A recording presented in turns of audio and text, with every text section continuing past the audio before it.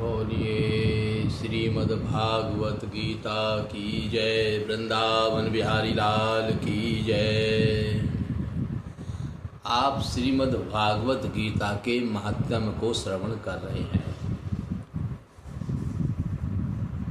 भगवान शिव कहते हैं, हे पार्वती, भगवान विष्णु ने लक्ष्मी जी को 8वें अध्याय के महात्म्य को श्रवण कराया,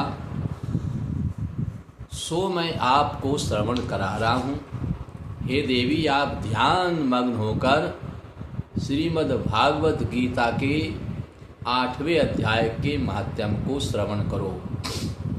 उसके सुनने से तुम्हें बड़ी प्रसन्नता होगी। और लक्ष्मी जी के पूछने पर भगवान विष्णु ने इन्हें इस प्रकार 8वें अध्याय का महात्म्य बतलाया था। दक्षिण में आमर्दकपुर नामक एक प्रसिद्ध नगर है। वहाँ भाव शर्मा नामक एक ब्राह्मण रहता था, जिसने वैश्या को पत्नी बनाकर रखा था।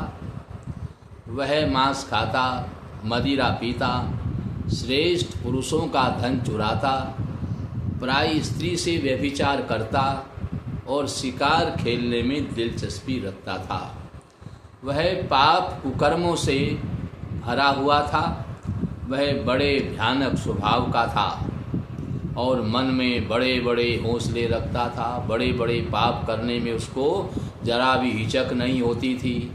एक दिन मदिरा पीने वालों का बड़ा भारी समाज जुटा। उसमें भाव शर्मा ने भर पेट ताड़ी पी, शराब पी, खूब गले तक उसे चढ़ाया और उसमें खूब जब उसने पी करके फिर नशे में मदोमस्त हो गया तो उसने इतनी ज़्यादा पी कि उसे अजीर्ण हो गया। अतः अजीर्ण से अत्यंत पीड़ित होकर वह पाप आत्मा कालवश मर गया। क्योंकि ज़्यादा पीने से फेफड़े खराब हो जाते हैं, थोड़ी पीने से भी खराब होते हैं, ये तो हानिकारक ही है।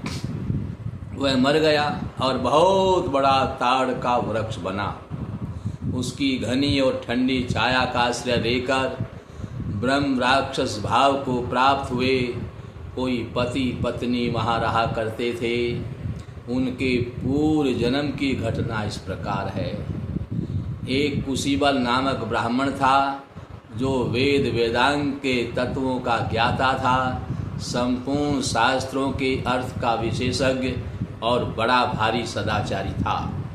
उसकी स्त्री का नाम कुमति था। वह बड़े खोटे विचार की थी। यथा नाम तथा गुण, नाम ही कुमति है तो जैसा नाम वैसा इसमें गुण था। वह ब्राह्मण विद्वान होने पर भी अत्यंत लोभवश अपनी स्त्री के साथ प्रतिदिन भैंस, काल पुरुष और घोड़े आदि बड़े दानों को ग्रहण किया करता था। बड़े बड़े दान लेता था, परंतु दूसरे ब्राह्मणों को दान में मिली हुई कौड़ी भी नहीं देता था। वे ही दोनों पति पत्नी कालवश मृत्यु को प्राप्त होकर ब्रह्म राक्षस हुए, जो इसी ताड़ के वृक्ष के नीचे रहा करते थे। वे भूख और प्यास से पीड़ित होकर इस पृथ्वी पर घूमते हुए इसी ताड़ के वृक्ष के पास आ गए। क्योंकि इसी के पास रहते थे। एक दिन घूमते घामते इसी ताड़ के वृक्ष के पास आ गए और उसके मूल भाग में विश्राम करने लगे। उसके नीचे बैठ करके विश्राम करने लगे। चले हुए थक रहे थे। इसके बाद उसकी जो पत्नी थी कुमति, उनकी पत्नी ने अपने पति से पूछा, नाथ, हम लोगों का यह महान दुख कैसे दूर होगा तथा इस ब्रह्म राक्षस योनि से किस प्रकार से हम दोनों की मुक्ति होगी। तब उस ब्राह्मण ने कहा, ब्रह्म विद्या के उपदेश, अध्यात्म तत्व के विचार और कर्म विधि के ज्ञान बिना किस प्रकार संकट से छुटकारा मिल सकता है। यह सुनकर कि तद ब्रह्म किम अध्यात्मम किम कर्म पुरुषोत्तमम, यानी पुरुषोत्तम वह ब्रह्म क्या है, अध्यात्म क्या है और कर्म कौन सा है, उसकी पत्नी ने ब्राह्मण से पूछा, जो ब्रह्म राक्षस बने हुए हैं। उसकी पत्नी के इतना कहते ही आश्चर्यजनक घटना घटित हुई। उसको सुनो। उपर्युक्त वाक्य गीता के 8वें अध्याय का आधा श्लोक था। ये जो संस्कृत में श्लोक बोला, ये गीता के 8वें अध्याय का आधा ही श्लोक था। उसके श्रवण से वह वृक्ष उसी समय ताड़ के रूप को त्याग कर भाव शर्मा नामक ब्राह्मण हो गया। तत्काल ज्ञान होने से विशुद्ध चित्त होकर वह पाप के चोले से मुक्त हो गया तथा उस आदेश लोक ही के महात्म्य से वे पति पत्नी भी मुक्त हो गए। उनके मुख से दैवात ही 8वें अध्याय का आधा श्लोक निकल पड़ा था। दैव अचानक निकल गया था। तदंतर आकाश से एक दिव्य विमान आया और वे दोनों पत्नी उस विमान में आरूढ़ होकर स्वर्गलोक को गए। वहाँ का सारा वृत्तांत अत्यंत ही आश्चर्यजनक था। उसके बाद उस बुद्धिमान ब्राह्मण भाव शर्मा ने आदर पूर्वक उस आदेश श्लोक को लिखा और देव जनार्दन की आराधना करने की इच्छा से वह मुक्तिदायिनी काशीपुरी में चला गया। वहाँ उस उदार बुद्धि वाले ब्राह्मण ने भारी तपस्या करना प्रारंभ कर दिया। उसी समय क्षीर सागर की कन्या भगवती लक्ष्मी ने हाथ जोड़ करके देवताओं के भी देवता जगतपति जनार्दन से पूछा, हे नाथ, आप सहसा नींद त्याग करके क्यों खड़े हो गए? श्री भगवान बोले, देवी, क्योंकि उसकी ये तपस्या देख करके भगवान विष्णु जो क्षीर सागर में सोए हुए थे एकदम खड़े हो गए और उसको देख करके लक्ष्मी जी ने पूछा कि आप अचानक क्यों खड़े हो गए?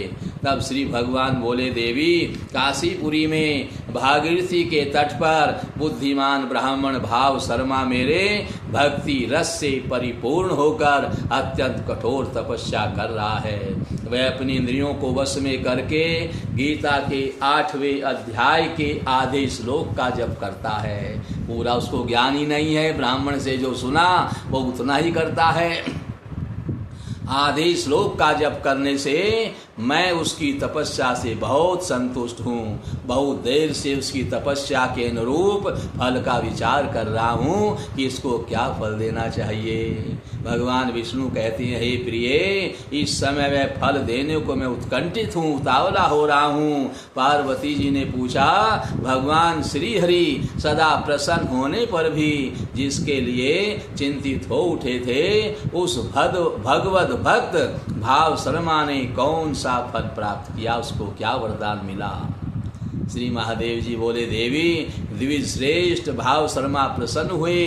भगवान विष्णु के प्रसाद को पाकर आत्यंतिक सुख मोक्ष को प्राप्त हुए तथा उसके अन्य वंशज भी जो नरक यातना में पड़े हुए थे, पाप कर्मों को करने के कारण नरक यात्रा में पड़े हुए थे, उसी के शुद्ध कर्म से उसने जो ये शुद्ध कर्म किया, उसी शुद्ध कर्म से भगवत धाम को प्राप्त हुए।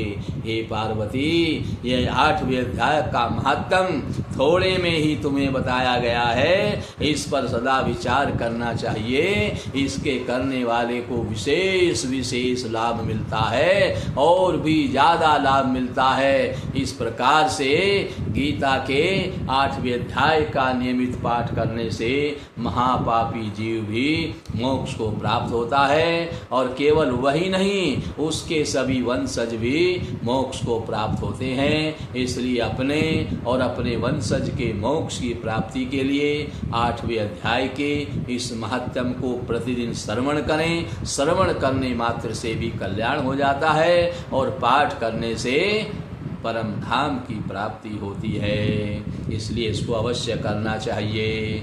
बोलिए श्री गीता महारानी की जय।